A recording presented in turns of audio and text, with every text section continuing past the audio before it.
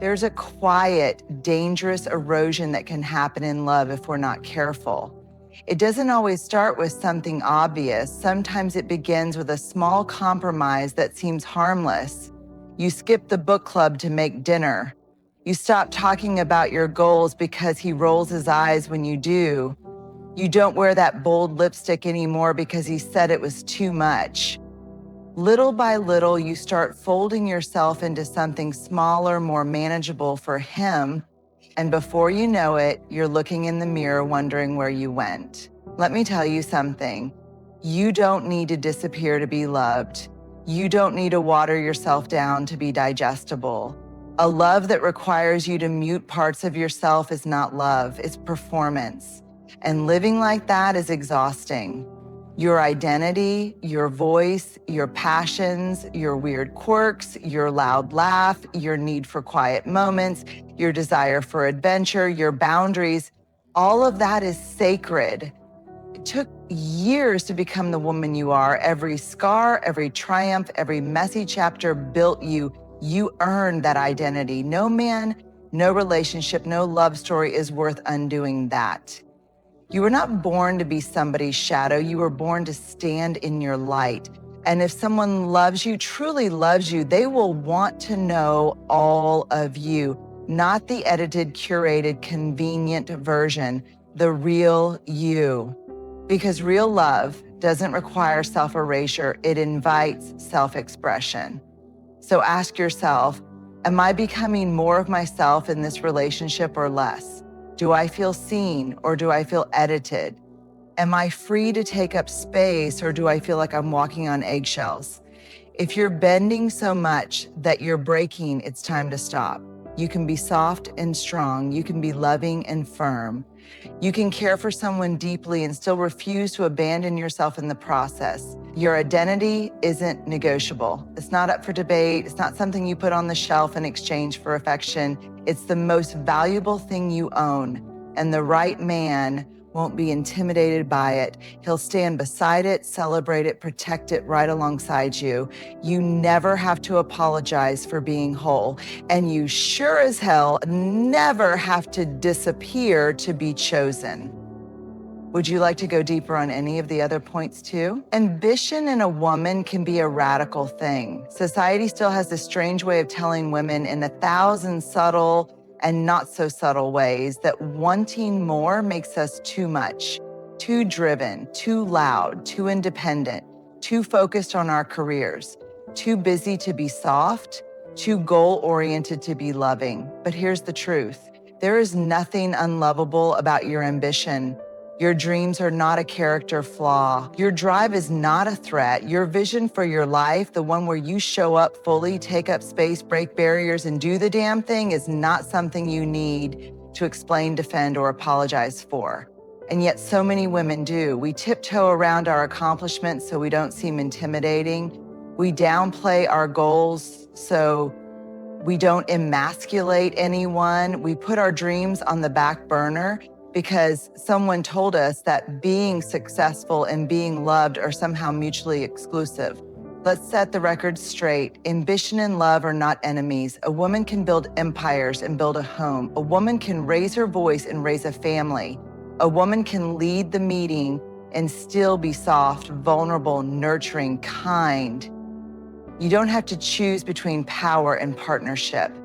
But if someone ever makes you feel like you do, that's not partnership, that's control wrapped in insecurity. A secure man will not be shaken by your ambition. He will be inspired by it. He will stand beside you, not in front of you, trying to block the view. He will cheer for you in rooms where you're not even present. He will not ask you to dim your light so he can feel more visible. And listen, ambition isn't just about climbing ladders or chasing titles. It's also the fire that burns in you to create a life that feels like your own. It's the desire to make an impact, to live intentionally, to make your life mean something beyond someone else's expectations. You have every right to dream big. You have every right to want more. You have every right to pursue those wants with tenacity, hunger, and joy. That's not selfish, that's self-honoring. So never let anyone convince you that ambition makes you less feminine, less lovable, or less wifey material. Ambition is not the opposite of intimacy. You can be soft and strong, gentle and fierce, grounded and reaching all at the same time. Your goals are valid, your purpose matters, and the right person, he won't make you choose between love and your calling. He'll know that when you're fully yourself, when you're lit up from within, that's when you have the most love to give. So don't apologize, don't shrink, don't make yourself small. You weren't born to play backup in your own life story. Let's get something clear from the beginning. Love is not supposed to hurt you. It's not supposed to confuse you, belittle you, or leave you questioning your worth. Real love doesn't come dressed in sarcasm, silent treatments, or backhanded compliments. It doesn't make you feel small to make someone else feel powerful. But the tricky thing is, disrespect doesn't always show up waving red flags. Sometimes it shows up with flowers in one hand and control in the other. It can sound like, I'm only saying this because I care. It can look like jealousy masquerading as protection. It can feel like walking on eggshells, but calling it passion, and before you realize what's happening, you're justifying pain because it came wrapped in affection. Let's be brave enough to name this for what it is. Disrespect is not love. If he talks down to you in public and calls it just joking, if he invalidates your feelings and tells you you're too sensitive, if he blames his outbursts on you saying, you made him act that way, that's not love, that's emotional manipulation. And here's where it gets even more painful. Sometimes the person who is hurting you says, I love you in the same breath. And we want to believe it because we're wired for connection, because we want to hold on to the good moments, because we think that if we're just more patient, more understanding, more forgiving, it'll stop. But love that only shows up when you're quiet, compliant, or in pain, that's not love. That's control, that's fear, that's not yours to carry. You deserve love that sees you, respects you, and never asks you to justify being mistreated. You don't have to earn someone's kindness. You don't have to trade your dignity for companionship. You don't have to stay where you're being emotionally starved just to say you're not alone. And hear this clearly, boundaries are not rejection. They're protection. Setting a boundary and saying, I won't accept this, isn't unloving. It's the most loving thing you can do for yourself and for the relationship. Because without respect, there is no love. There is only power play. Respect should be the foundation, not the favor. You shouldn't have to remind someone to speak to you kindly. You shouldn't have to beg for your emotions to be taken seriously. You shouldn't have to choose between being true to yourself and being treated decently. Love that costs you your peace, your voice, your self-worth, that's not love, that's a lesson. And you are allowed to outgrow it. So here's your permission slip, though you never needed one, to walk away from anything that makes you feel like you're hard to love. You are not.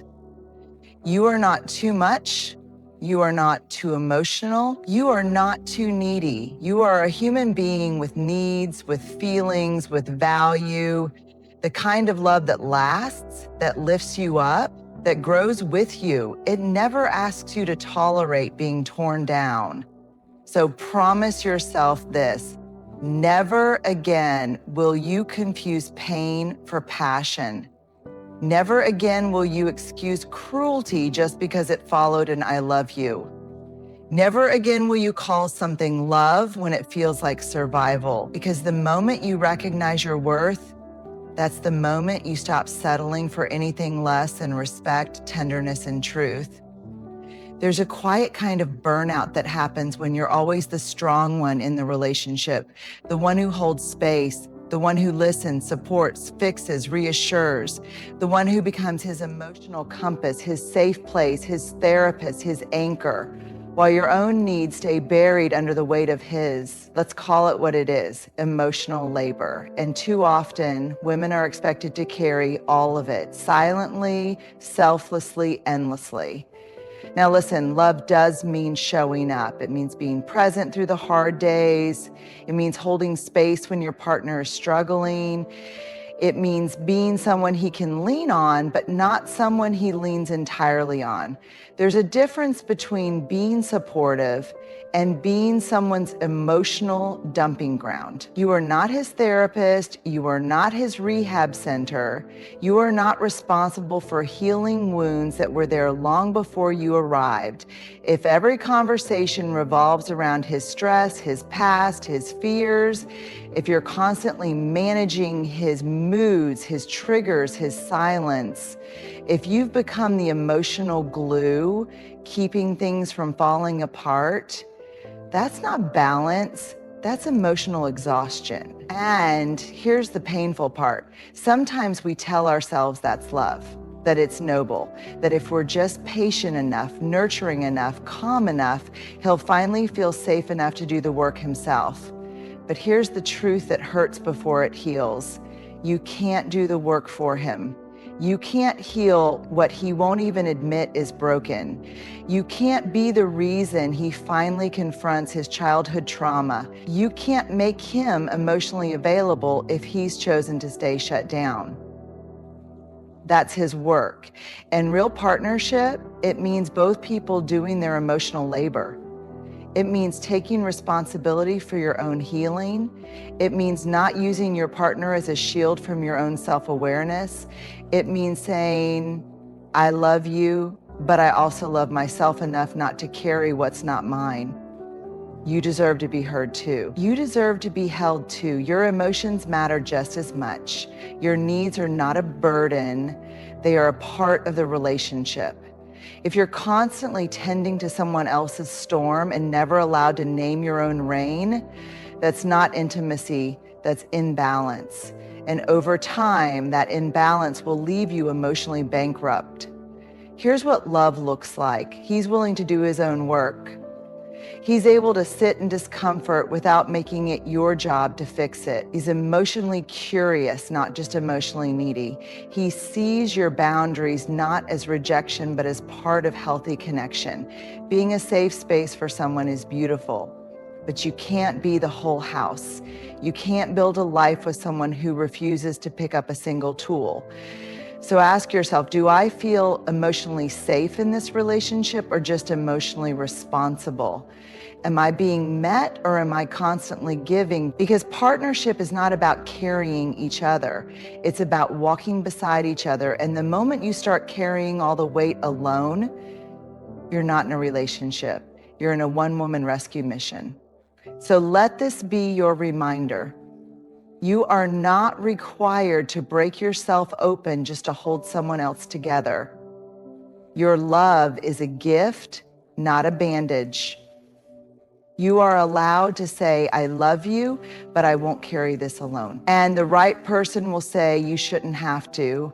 Peace that comes at the cost of your truth isn't peace, it's quiet chaos. It's the slow erosion of your spirit, one unspoken need, one swallowed truth, one nervous smile at a time.